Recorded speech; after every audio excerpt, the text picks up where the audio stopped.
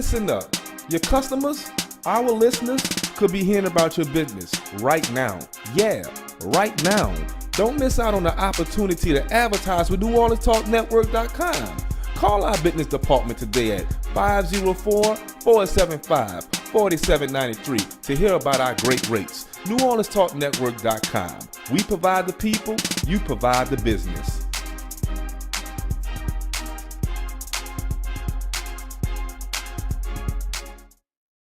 Bethesda House of Prayer. Bethesda is a church for non-traditional worshipers, a church designed for those who love God's Word. Would you like to attend a church where believers and non-believers can choose to worship together? A church where cultural differences does not get in the way of God's message. We invite you to be our special guest. Our services begin 9 a.m. on Sunday, located at 7601 West Bank Expressway, Suite B, Marrero, Louisiana. For more information, contact us at 504-348-0132.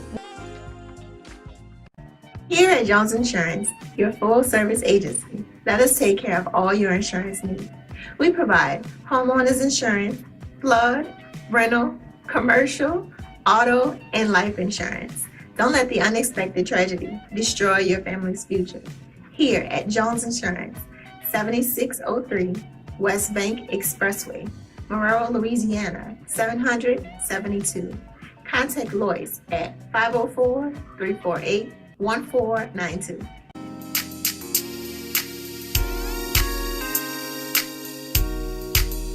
Oh, I got this volume loud and I'm already loud-mouthed. Let me turn the volume down.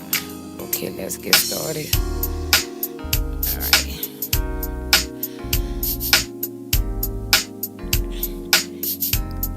Welcome to Real Talk with Shondrell Perrilloux. If you would take a moment, please, to like us on Facebook and subscribe to our YouTube channel. Like and share Real Talk with Shondrell on New Orleans Talk. Listen to us on Spotify as well.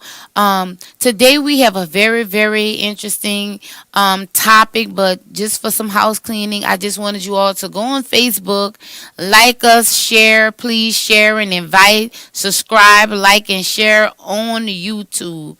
Today's topic, the miseducation of the Negro, part 2. The previous weeks we've spoken on some information on a book by Dr. Carter G. Woodson as it relates to the miseducation of the Negro. I just want to shed light on chapter 10, which was a very important chapter that raised some very interesting points and concerns as people of color. In this particular chapter, it deals with the loss of vision. We all know that even in biblical times, they say, without a vision, the people perish. But historically, according to the book by Dr. Woodson, history shows then that as a result of these unusual forces in the education of the Negro has easily learned to follow the lines of least resistance rather than battle against odds. Let me re-emphasize that. It has been historically recognized that it is from the unusual forces in the education of the Negroes that have them easily learns to follow the lines of the least resistance rather than battle against the odds for what real history has shown to be the right course. See, the problem with some of us today is there is a lack of engagement. Most people have fear and have disaffiliation of personalities that have the appearance of simply being vocal and passionate, but easily mistaken as being arrogant or aggressive behavior. But it is hysterically documented that it is one of the natural instincts of some Negroes to resist battle by demonstration of being timid. Sometimes, as the word of God even declares, you have to be strong and courageous. And it's not easy. It's not easy going up against the masses. But as long as you're in the battle and you're on the right side of the battlefield, you should not fear no man. You should not be dismayed by their numbering. It reminds me of when Joshua went up to take over the promised land, when he sent out the spies to determine where to enter, not to determine rather to enter in or not of the land. And the spies come back and say, oh, there are many of them. There are giants in the land. I don't think we can go. Joshua said, hold up. I am the leader. I am the called of the Most High. I did not send you on an assignment to make a decision as to whether we should enter into the land, but I asked you to point out the destination, point to where we should enter into. So the point that I'm trying to make to you all people, sometime when God has given you a vision and an assignment, it is because of the miseducation of the Negro that we remain stagnated and we cannot inherit the promises and the power of God is because of the limitation we place on leadership. We should put aside personality and start judging persons by their characteristics and their actions.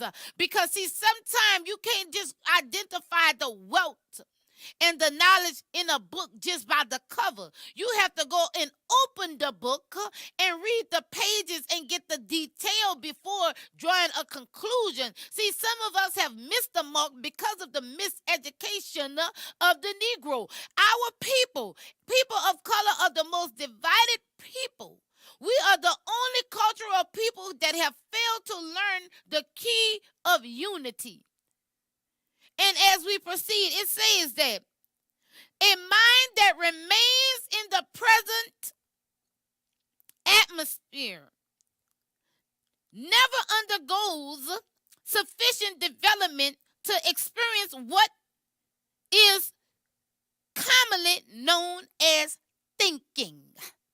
Let's emphasize on thinking. See, you have puppets that are controlled by puppet masters, and you have those who are considered free thinkers.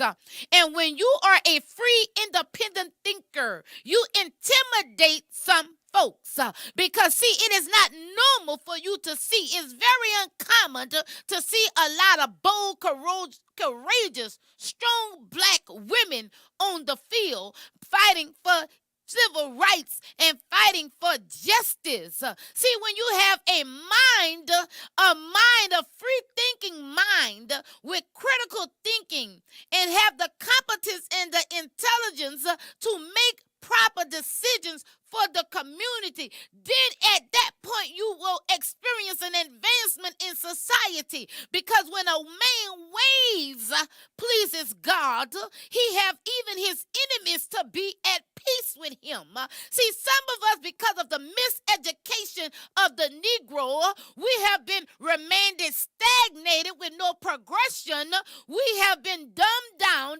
Like Dr. King said, I have led my people into a burning house. And as Harriet Tubman spoke famously, if they would have known that they were in slavery, I would have freed many more. What are you saying, prophetess? What I'm saying is sometimes God cannot get you in the right place you need to be in until the way of your thinking progress. You have to become a progressive thinker in order to manifest the keys of life to becoming a successful and productive citizen of society. People of color, instead of us being in competition with one another, we need to be in unity with one another, and we are more strong within our unity than our division. Divided we fall, together we stand. We must come to the understanding and the realization, people, that until your mind is liberated and until you become uneducated and re-educated of the sound, real history of your culture and your ancestors, you will never progress to your full potential. We are our only worst enemies, people. There are two systems that we are forces that we are fighting against, and that's the battlefield of the mind and the battlefield of society.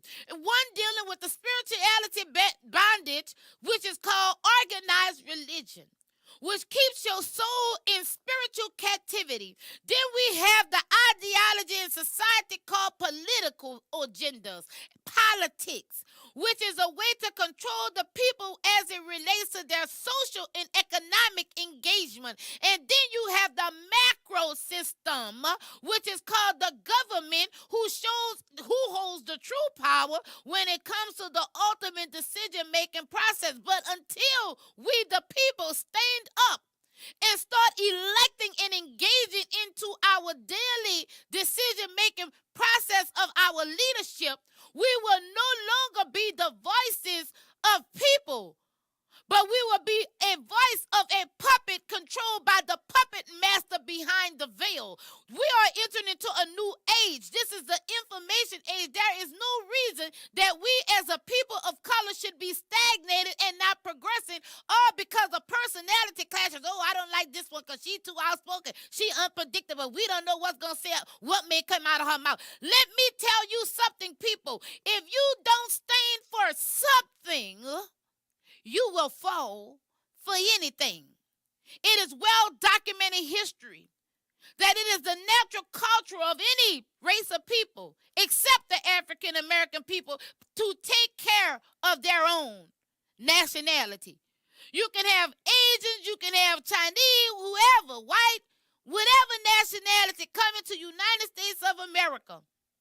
And they would hoard up in a one-bedroom house with maybe 20 or 40 of them and get all their resources together and start distributing their wealth amongst each other, and each one reach one. This is the same ideology that should be invoked into the African-American mindset. We need to change the way of our thinking, people. We need to stop listening to the outside forces that are controlling your mind and start to go within and search within so that you can become a free thinker, so that you can become liberated with your decision-making process and no longer in bondage of the puppet masters.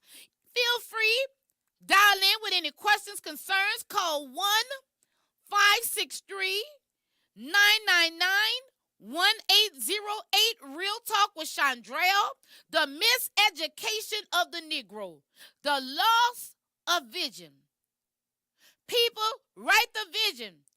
Though it tarry, it will not tarry, for truly God shall bring it to pass.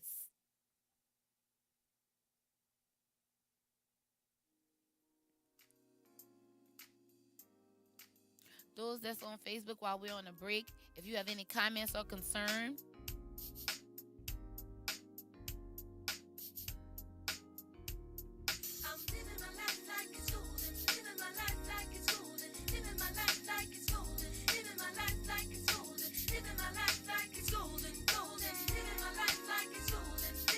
Are you looking for a home to live stream your next event? Give us a call here at Bethesda Community Event Center, the only place on the Gulf Coast that can host and broadcast live your wedding reception, your baby shower, business seminar, and any other special event. Give us a call at 504-708-9454 for more details.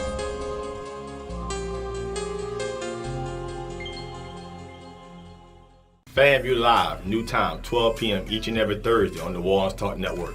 Join me, that boy Fred. G Sports in the building. Coach Trevor can't hit. Yeah, I'm woke. Elevate. Ball game. You dig? You dig.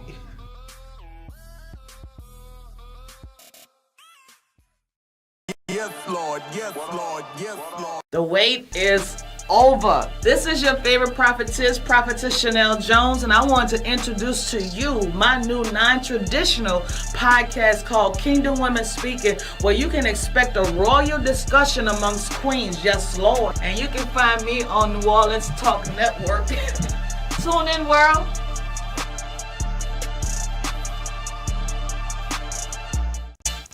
Living my life like it's golden. Living my life like it's golden. Living my life like it's golden. living my life like it's golden, golden.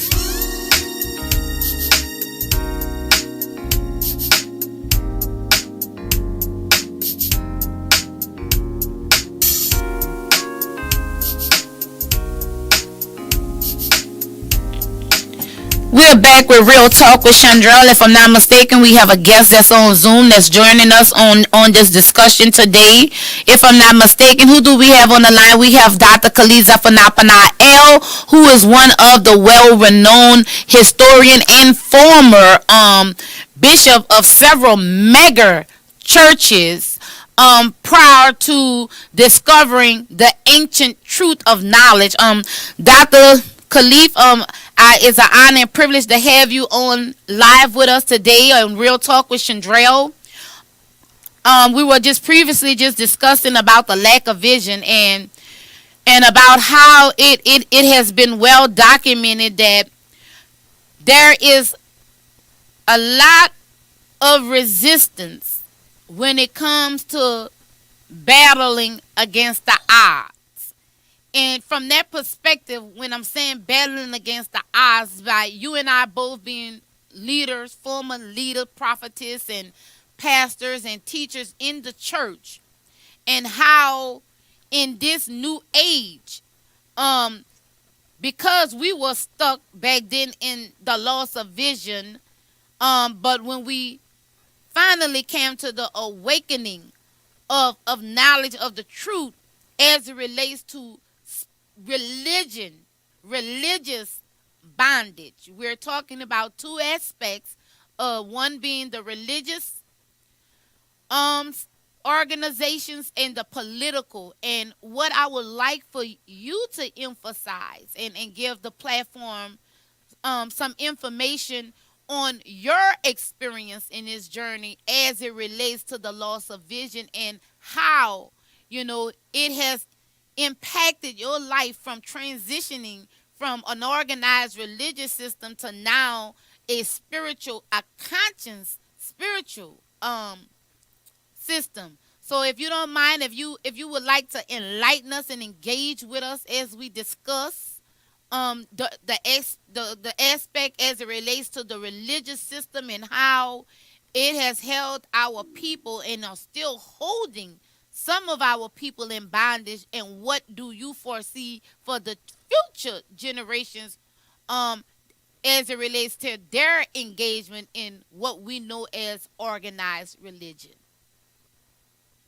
Well, first of all, it's a pleasure to be on the same platform with you, Shondrell, and you're always on point and prolific and powerful in your presentation. So I came out of it. It was a series of, it was a process for me. It didn't happen, in crises. It happened, bit by bit, step by step. Different things started to line up through various phases that everyone goes through when they're confronted. Because I really believe, like so many of our brothers and sisters now, that what we had come to love and trust, it's difficult that we've been lied to. When we've been lied to about, our religion and Jesus and the whole Christian religion itself. All of the religions, but I'll just deal with Christianity because that's where, I was professionally for over 40 years. So it happened in crises, and I went into, various phases of denial, shock, grief, anger, and then finally I moved to a place of acceptance after the truth kept coming to me. Some of the challenges that I faced was disconnecting emotionally from, and I apologize because I'm riding around today. Hopefully you can hear me. And let me hold on before you. before you move. Let me make this comment here. What was I saying? As I came out of religion, I was emotionally entangled with people because we are humans, okay? And so we develop relationships, we develop feelings for these people, not only the people that are presently we're engaged with in relationship, but also the people that have gone on before us, like our ancestors, who may have believed, your mom, your dad, your grandmother, and other relatives or other friends that you come to develop these emotions about. Now you got to bring that into proper tension with what you are now discovering to be a lie. So now you have a battle of the emotions. And that's the trick that Constantine played on us. He did not, as Kabahai Wata Kamene says, they didn't attack Africa educationally. They didn't attack Africa. They didn't attack our consciousness militarily. They attacked us spiritually. They knew that if they got us spiritually, then they would have us. So as far as the younger generation, I see a shift. I see this younger generation coming out of the sleep. I see them awakening, and that's happening due to the mass flood of information that is now available. And so you're perhaps looking at the last one or two generations of church-going people who believe the same way that you and I believe. So that's the answer to the three questions you asked. It's very interesting. You want to talk? It's very interesting that you bring up those points about how we felt emotionally and the impact mentally, psychologically, and the distress that it caused in our family once we know the truth, because we no longer believe the information that was watered down to us. We know the truth, and it's very difficult when you're trying to re-educate a society of people who have been so indoctrinated with information to where they can't think for themselves. They only can rely on the information that was embedded in them. But we have a caller on the line that want to ask us a question. Dr. Khalid, caller one. To be edited. Caller one, are you there? We'll give him a moment. It'll pop back on the screen. But it's so very. Caller one, you there? Yes, I am here. Can you all hear me? Yes, we can hear you. Okay, good. We probably got a little bit of feedback going in, so y'all bear with us with this call. Brother, can you run your name by me? Shondrell, how you doing? First, how you doing? Happy Monday to you. Who that Monday to you? How you doing? Happy Mood Monday. I'm Miss in the mood, on the run. You good? I'm Happy good. Monday? Happy Monday. I'm bucked up about this conversation. Y'all got to be going, man. I'm happy talking about it. My brother, can you run your name by us one more time so I can ask you a few questions? I love what you're saying right now. Khalid, the pronunciation. So go ahead. I missed that. He's impressed. Sorry, I missed that question. He's impressed with what you're speaking. He just wants you to pronunciate your name so that he wouldn't mispronounce it. Oh, Khalif, Caliph, like California. Zaf, That's Khalif Zapana L. Okay. Can I call you Khalif, my brother? That's what we call him, Khalif. Yes. That works. Okay, all right. That works well. It's gonna take me a while to get that last name, but I love it. You know what I'm saying? Man, everything you're speaking on, it got my blood going. It got me excited because I've been spending the last couple of weeks, talking directly to the 80s babies about our faith in God and who we are as men in our community, and how important information, alternative information, is to us. Like, where do we get our information from?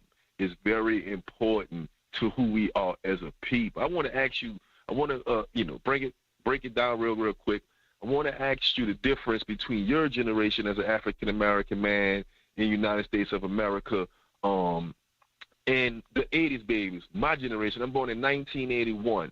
I just turned 41 this year, so I feel like 80s babies between the ages of 40 and 30, it's their turn to really take this community by the horns, what we inherited, and make it into something that we could be proud of by the time we in our 70s. So can I ask you what difference you see between your generation and our generation, my brother? Well, first of all, I have sons your age, and I know that the information that I had was passed to me orally. We lived in an oral tradition where the generation that preceded my generation, of course, I'm a baby boomer. My mother was in the silent generation, and she goes all the way back to she was born in 1915, so she goes back even beyond the silent generation to the golden or the grand generation, as they call it. So those beliefs and values in that particular generation were instilled in me all the way down to the baby boomer. Now, what that simply means is that people were not as literate. They did not have the literacy. They couldn't read and write with reading comprehension and critical cognitive thinking abilities. So we took the word of the illiterate preacher in many instances who had been given an oral tradition based upon his authority. You understand?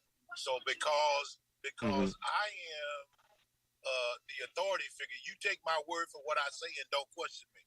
And so often we would hear, the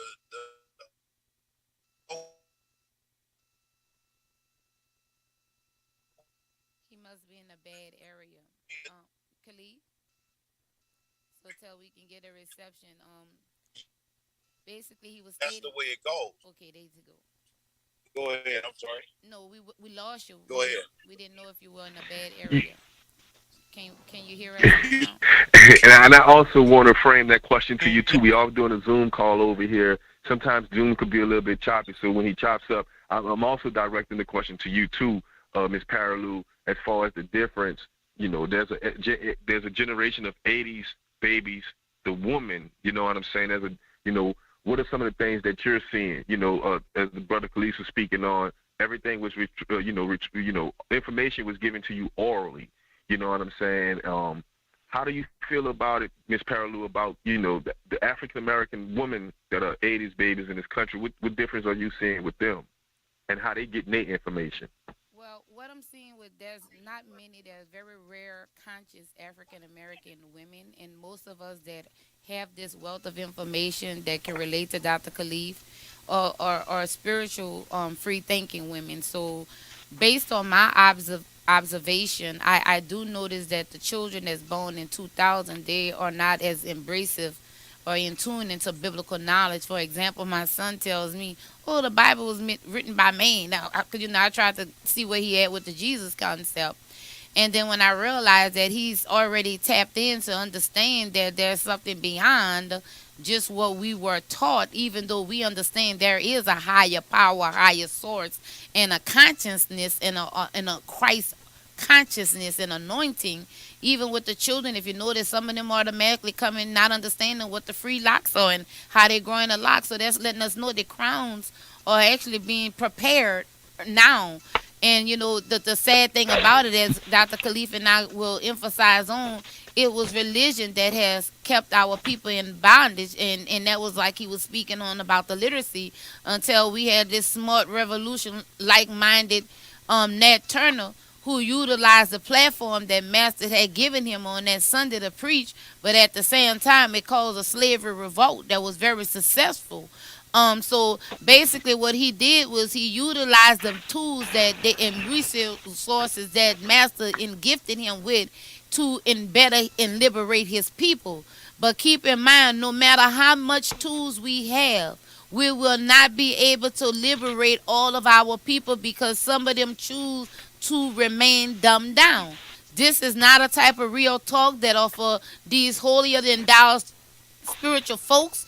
This conversation is for intellectual, spiritual minded people who want to be not only liberated in their minds, but also liberated in their souls. So, Dr. Khalif, as you were stating about the oral traditions, even though we know that you were very successful in your mega churches, I mean, you made multi millions of dollars, which I could have made the same, but the oath that I chose with God was that I would never utilize my gift for monetary gain. That was just a certain agreement that I made with God, even though donations would never be shunned away because I would never want to hinder someone from sowing the seed on a good ground. But just from you experiencing the multi-millions of dollars, I mean, living the life of kingship with a religion that you later found out to know that it holds no merits outside of the origins of a set aside a rule. What's your question? I'm sorry. The What's your question is, question? what type of? I know you expressed how you were shunned, how you went through your own emotional confusion, like I did when embracing the truth. But now, just looking back at how you led thousands of people and was very successful, making multi millions of dollars in this system called organized religion. What's your position today? I mean, if you can just encourage and inspire some of these upcoming wannabe preachers, like what is it? I mean, if you Well. First of all, the church age, in my estimation, from where I am now and viewing the landscape, the church age, it will never go back to the time where we will see mass numbers of people, full congregations, where the church is booming again. Church attendance, according to many of the surveys and studies that I'm looking at now, has begun to go away. So that means there's been a shift. Something has happened. The Barna study, there's a study out about in the Barna BARNA study, and then there's another study that was conducted. I forget by who did this study, but why black millennials are leaving the church in groves. So there's been a shift. Now, between 2003 and 2008, I did make about $3.6 million in the church. You know, and I went back and for some reason I thought about that yesterday. I had no idea you were going to ask me about this, but $3.6 million in 5 years. But that day, I don't see it happening anymore. I was able to be the youngest Baptist preacher in the city of Oakland, California, where I pastored, to erect or build a facility from the ground up at 37 years of age. At one time, I held the distinction of being the youngest pastor in the Bay Area, in the city of Oakland. But of course, that was short-lived because some other pastors came through. But that day is gone. The consciousness has elevated due to an increase in knowledge and due to a flood of information that's coming out that was once suppressed, that was once withheld from us. We didn't have access to it. And people are more literate. The brother that said he was born in the 80s, these brothers can read, they can write, they have reading comprehension, skills. They have critical thinking abilities. They're more educated. They're not checking their brains and minds in at the door and being emotionalized by some preacher who's emotionalizing them and entertaining them. Excuse me. Uh, and so they are thinking. This is a thinking generation based on the information that they're getting. So that's where we are now. And as far as the other part of your question, what will my word be to pastors? I would tell them to make the shift from the church age to the kingdom age. And that's simply moving from belief to knowledge. Where you once told people to believe this and believe it because I said so. Believe it because I'm the authority figure. Now this generation is saying to you, we don't want to believe this. We want to know. And the good news is, Shondrell, there's a way to take this story that is in the Bible, these stories, and transmute it into knowing. In other words, the shift from church age to kingdom age is upon us. And we lose that because a lot of pastors are saying, I'm preaching the kingdom, but they're really not preaching the kingdom. You're really not preaching the kingdom if you're still telling people, believe in what I say, and rather than know what I say. And the difference between the kingdom and the church is, he said in Mark chapter 4, verse 11, unto you is given to know the mystery of the kingdom. It's knowing versus believing. And we have a caller, Dr. Khalif, caller one. Is there a caller on the line? We're talking about the shift from the church age to the I'm here. I would. Go ahead, sir. I'm sorry. I'm sorry, I cut you off. What you saying? No, we were Okay, emphasizing about the so shift. before I was listening, and I just got this, thought, of what you were saying, and I appreciate you saying that the '80s babies or thinker generation, because I think you're hitting on something with that. I know you're hitting on something with that. We've also, as '80s babies, we've embraced a culture in our community of, instead of community but hood.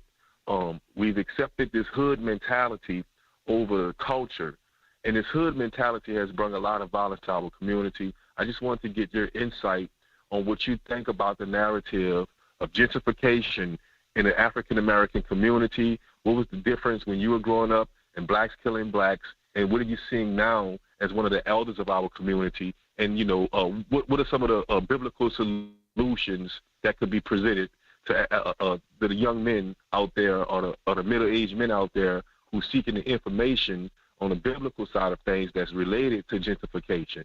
And I'll listen to your answer to that question. Thank you very much for your time, Mr. Khalif. Well, gentrification, I watched the city of Oakland. I was in West Oakland in what they call Dogtown. Too Short did a video out there right in the neighborhood with my church. He called it the ghetto.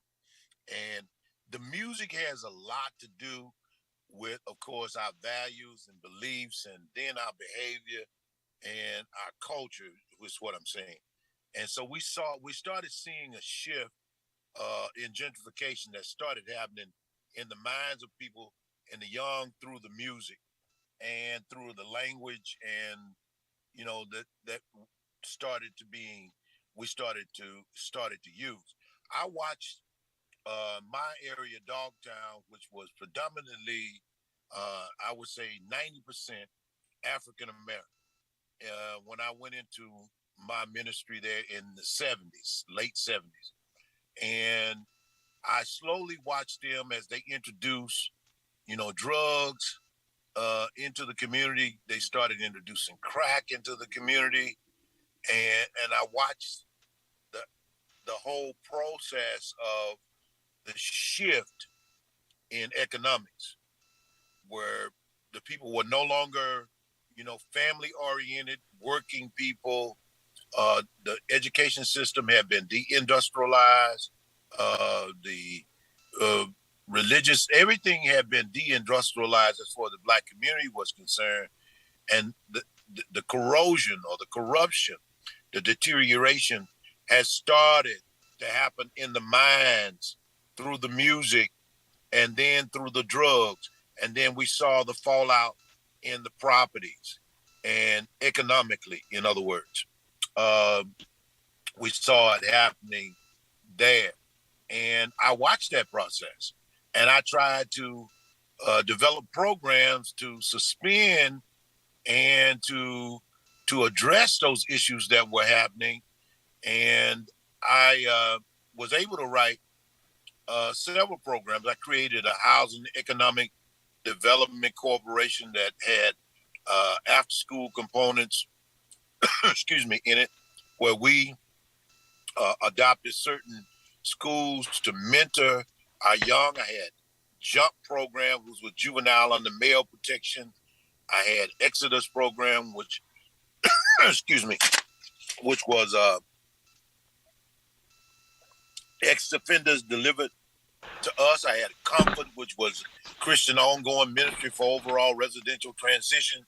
I had transitional housing, had education, had job training, had substance abuse recovery education, to the point that the President of the United States sent this white boy down there to get me and took our programs and made them a national model. Now, of course, let me tell you a quick story. I don't want to be loquacious and you get lost in what I'm saying. And hopefully I'm answering your question. We had an ex-offender reentry program because at the time, Oakland had a recidivism rate of like 80%. In 2 years, 80% of all of the parolees that got out of prison would recidivate and go back to prison. So we created a program that was tracked for 3 years that turned that recidivism rate around, where 78% in 3 years of the people delivered to our program, excuse me, I'm down here, I got some hay fever going on, did not recidivate. So to answer the... Okay, we'll be right. I hate to come in between. We have to take a short break, and we'll be right back. Hold that thought, Dr. Khalif. Those that want to call in and ask questions, you can contact us on the number on the screen. We'll be right back after this moment. Call in 1-563-999-1808.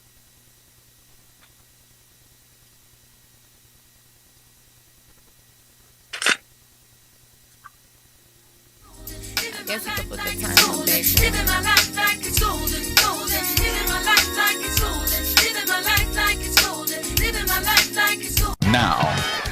Now New Orleans has a choice. Download the New Orleans Talk Network app for your mobile device or listen at www.neworleanstalknetwork.com. Hi, I'm Prophetess Charlene Duforce. And I'm Bishop Carol Duforce Sr. And we're from Living Witnesses Ministries. And we also have a program on the internet called Living by the Word Daily. And we're seen every Wednesday from 11 a.m. to 12 noon Central Time on the New Orleans Talk Network. And we would like to invite you to tune in with us every Wednesday morning. Again, 11 to 12 noon Central Daylight Time. Please join us as we teach the Word of God. Thank you, and God bless. God bless you.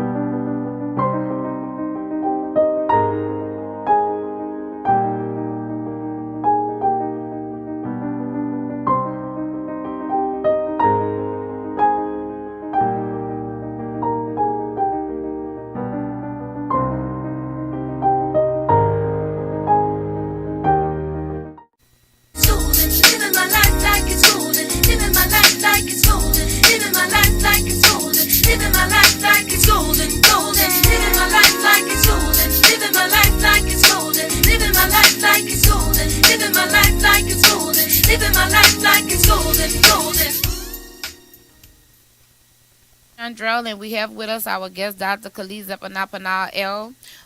We call him Dr. Khalif, and we're talking about the miseducation of the Negro and how the religious system has impacted our decision-making process. And as we come to a conclusion, and we got a few more minutes, I just wanted to read this statement as well.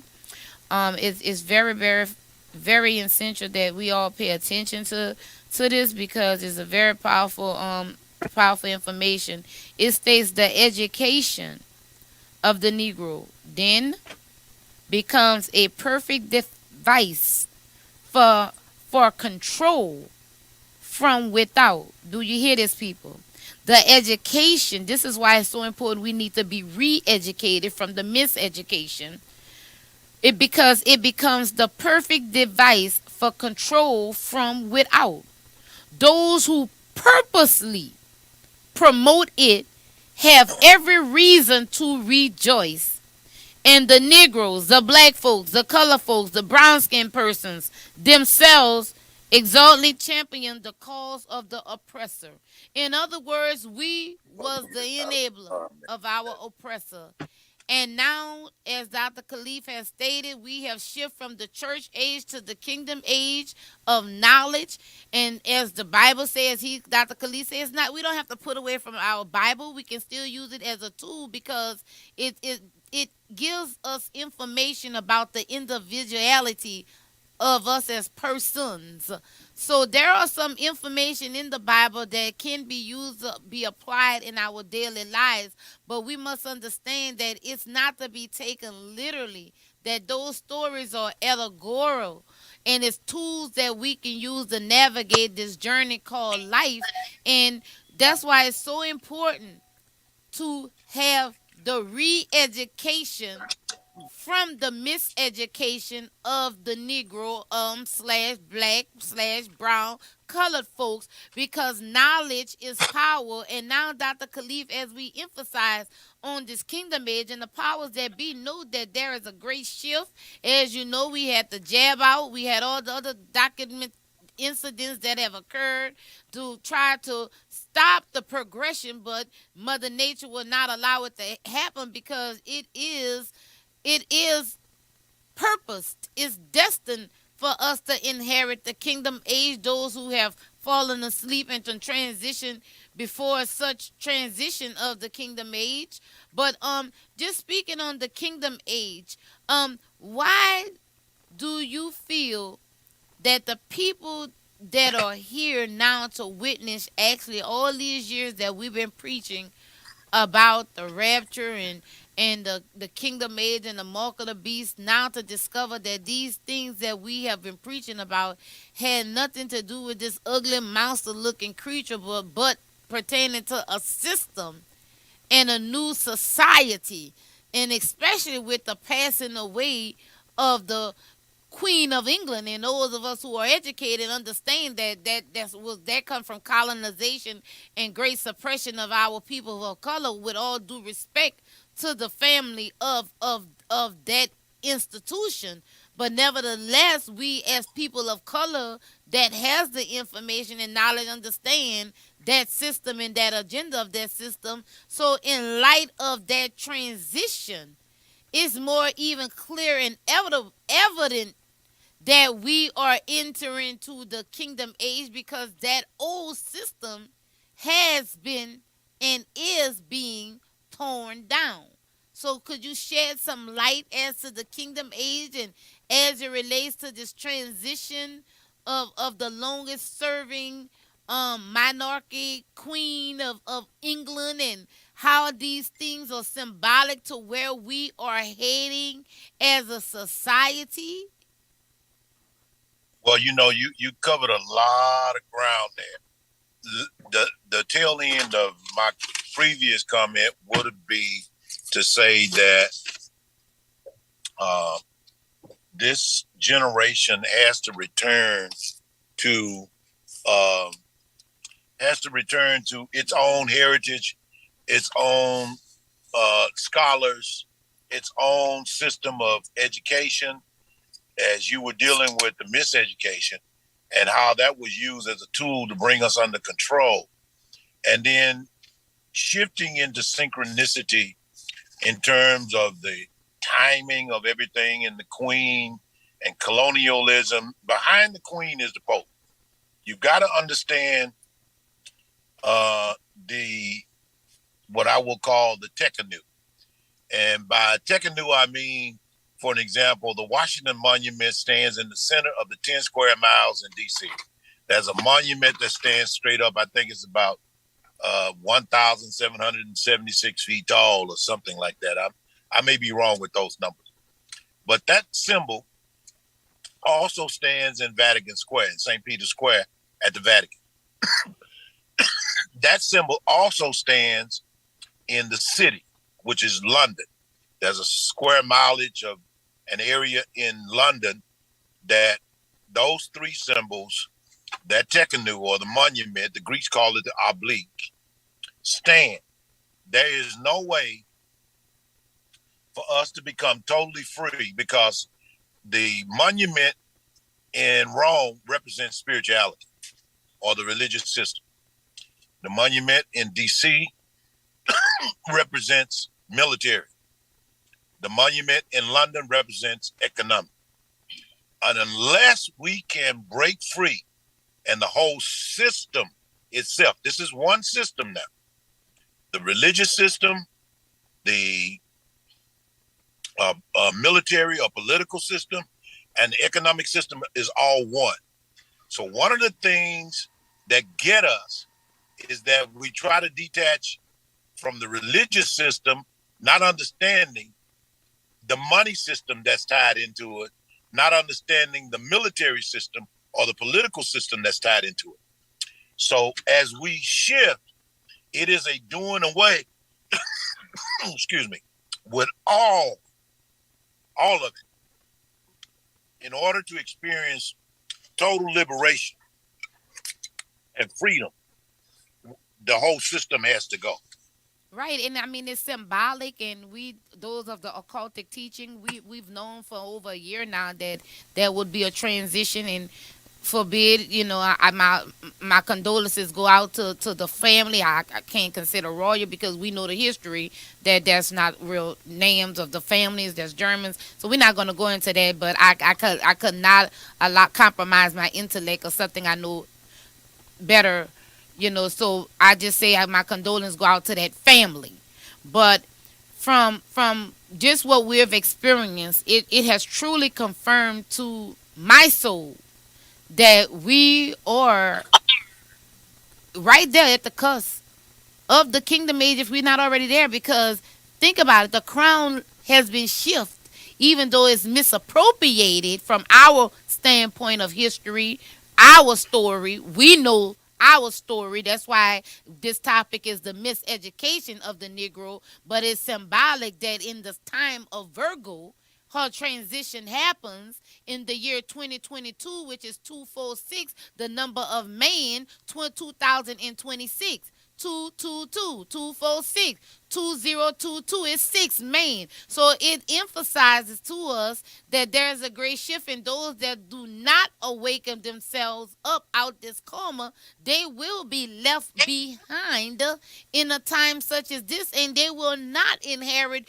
this kingdom that they've been shabaking all their lives for every Sunday, because the kingdom is now. It is now. Those days that have preached about is now. So preachers, what are you going to do now that the kingdom has come? What are you going to do? What are you going to do with that Bible of yours now? Because thy kingdom have come, and thy rapture has come for some.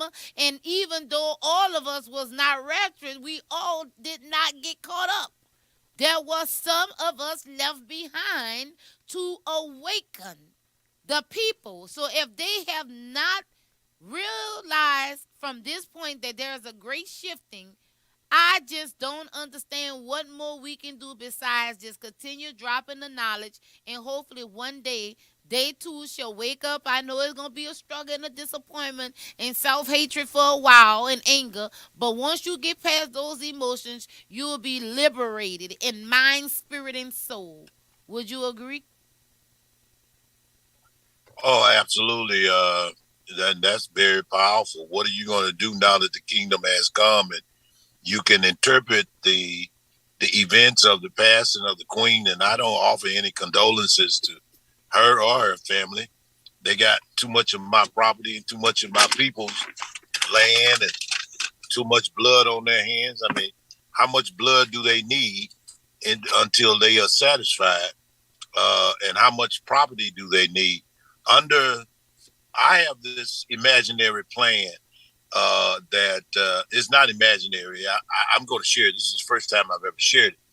That the redistribution of wealth under my plan as Choctaw, Cherokee, King, Comedic High Priest, everyone is a millionaire. There's enough money in the world for everyone on the planet to be a millionaire.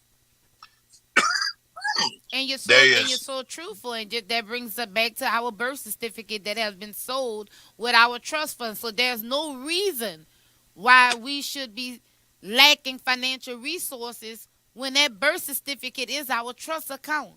You're right. It's beyond just $1 million. It supersedes multi-millions of dollars. Now, too many people understand about being sovereign, like the Queen of England was sovereign. But we have that same birthright. But what we do is we enable other people to utilize the power, our power. We just give it away.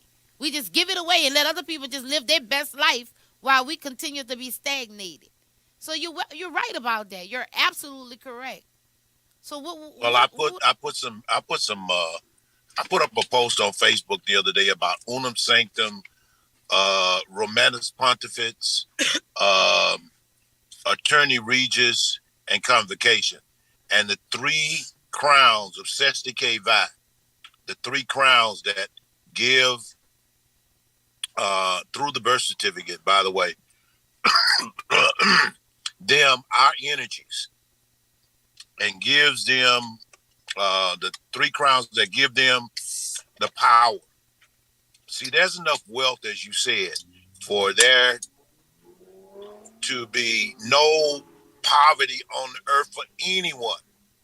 But you have this group that have hoarded and collected the wealth of the world in pockets to the 1%.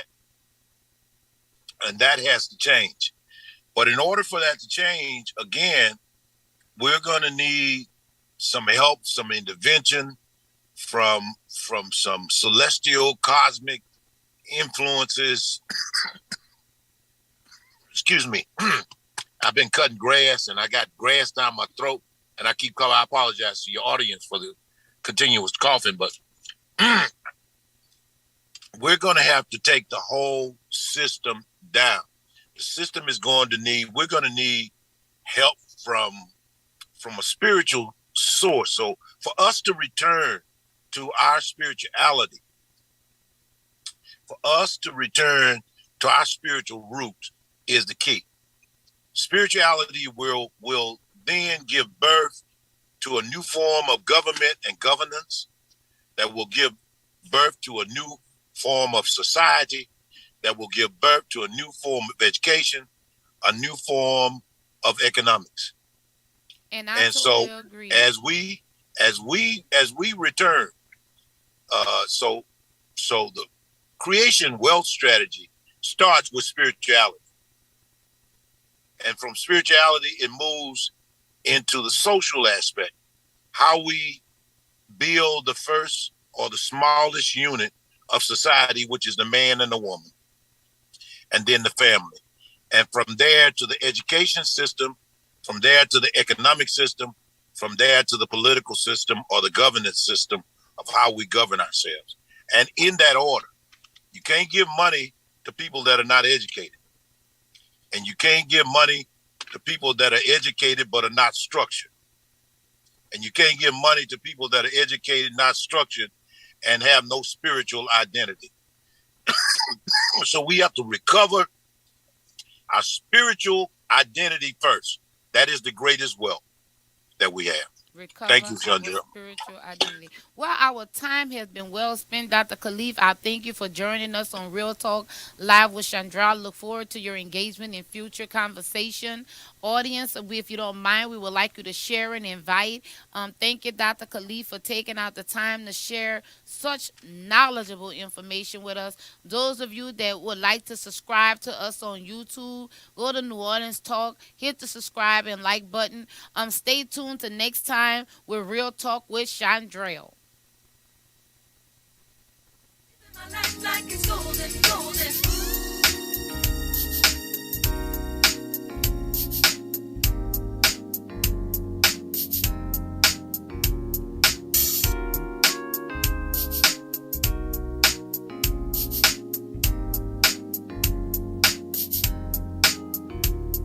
I'm living my life like it's golden, living my life like it's golden, living my life like it's golden, living my life like it's golden, living my life like it's golden, golden, living my life like it's golden, living my life like it's golden, living my life like it's golden, living my life like